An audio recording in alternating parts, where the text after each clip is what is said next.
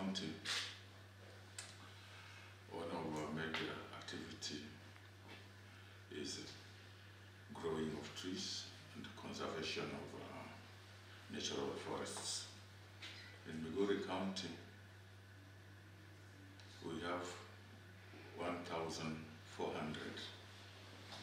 approximately 1,400 hectares of public forests, which we manage.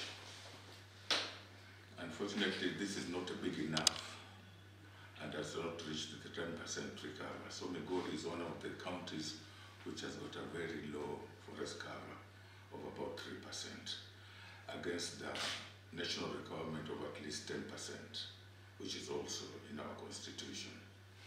So ours is to strive and coordinate other stakeholders so that we may be able to reach the 10% recover.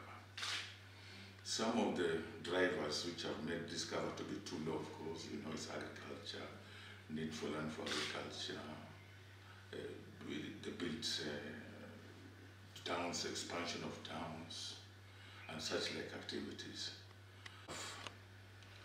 Lands where we can increase this recover, especially in our lower areas, especially in Nyatike area. We have vast lands which can be used to increase our recover, especially on farms. That's the opportunity that exists. So most of our efforts are actually geared towards increasing this recover using different stakeholders. We've got another concept which we call farmer managed natural resource farmer management natural regeneration, where we regenerate trees naturally within the farms without using seedlings. Just the germplasm which still exists in the soil. Just because cattle graze and they cut those saplings when they're growing. So now we're teaching farmers on how to protect those areas. So when the vegetation grows, then they make hedgerows and plant their crops in between. It has been very successful, and we also glad for the Greening Africa for being able to push this. So what we're expecting is that we can be able to use that same concept and expand it and make and increase our tree cover in this country. Reserves, which we call public forests, cannot expand. So the area we can expand to is in the farms, because those are set. We've got plans to gazette more areas, especially in Nyatike. So we are appealing to our leaders to be able to support us, so that we can be able to gazette areas like in Nyatike, Mirema, which are vast land, which if left ungazetted, then there'll be no, the rules and regulation on how its management can be very difficult. I've talked over, we have about 1,400 hectares of public forests in this county. And of these, the plantation forests are about 200 hectares.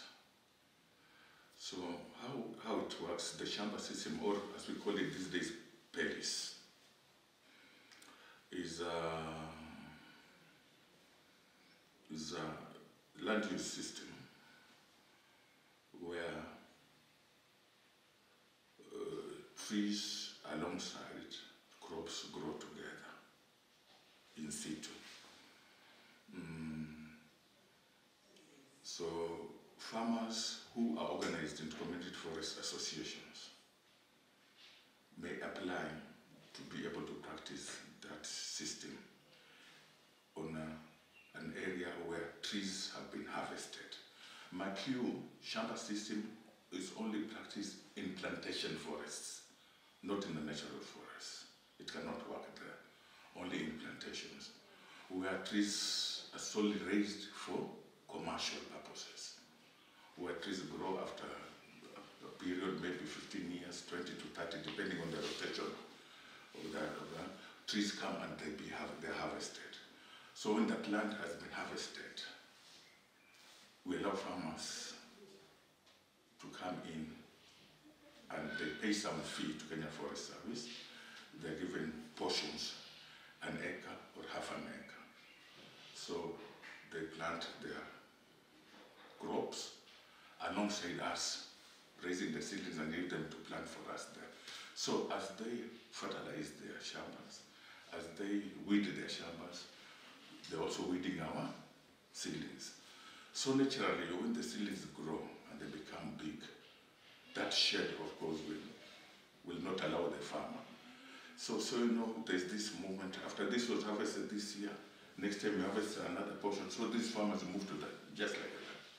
So it's a system of raising seedlings in the forest, which has been in use in Kenya for many years, since colonial times.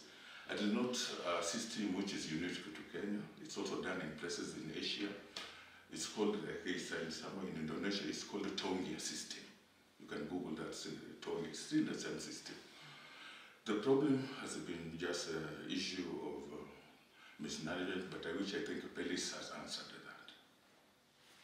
So it's only for plantation, it's not done in natural forests.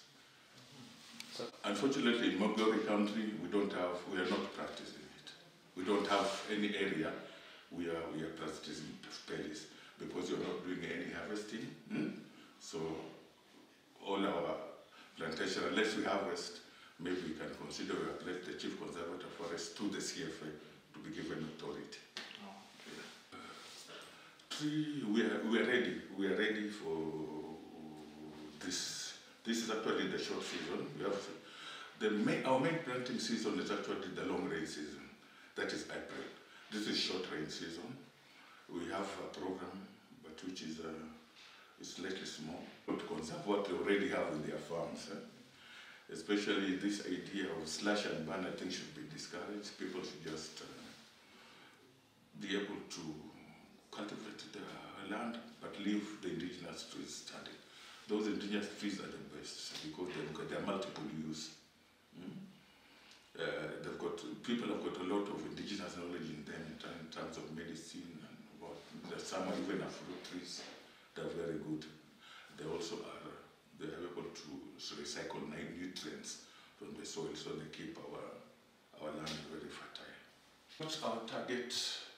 Our target has been, our ideal target is if we want to reach the 10% by the year 2030, when the Vision 2030 will come to end, we need to plant a minimum of 2 million seedlings per year.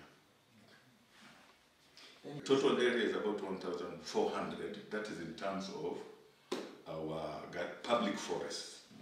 Public forests, those are our, or in other words, gazetted forest areas. Yeah?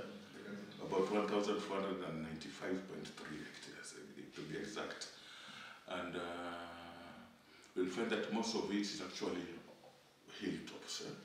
So they're scattered all over the county, from the east down to Karungu. There are two things here. You know, there is a forest cover and there's also tree cover. In terms of tree cover, we're actually at 10%, which is not bad. It's good enough, tree cover, because you find most of farmers on the upper regions have adopted agroforestry. They've planted trees as woodlots. They've planted fruits on the edges of their shambas. And in fact, commercial farm forestry has taken root. Commercial farm forestry, you find people are selling their poles to the market. Or they say that maybe this moratorium on harvesting of trees in the central forest has been a blessing somehow to the farmers, because now more farmers are tree planting as well. So that has been empty. So the tree cover for Migori is over 10%. It's actually 10.82%.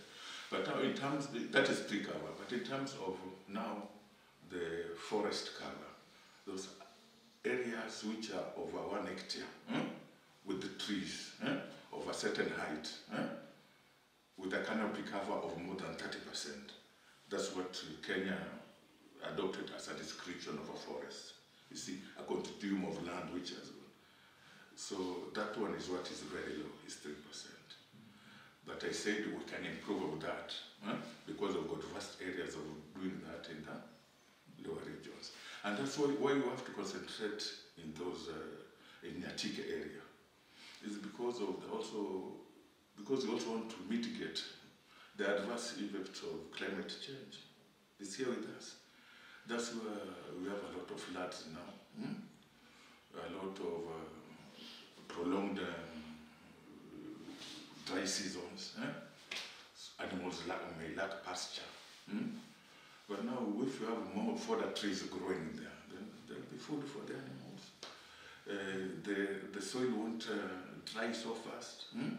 There'll be nutrient recycling, less floods, less waterborne diseases like bilharzia now, because if there's flooding, there are some of those challenges which will come with that. So, when we improve our landscape. You see, when you have more trees also, you've got more opportunities to do other livelihoods. For example, beekeeping, bee forage. Because when you have trees, then you can be able to do beekeeping. And that is an interest which is being shown there a lot.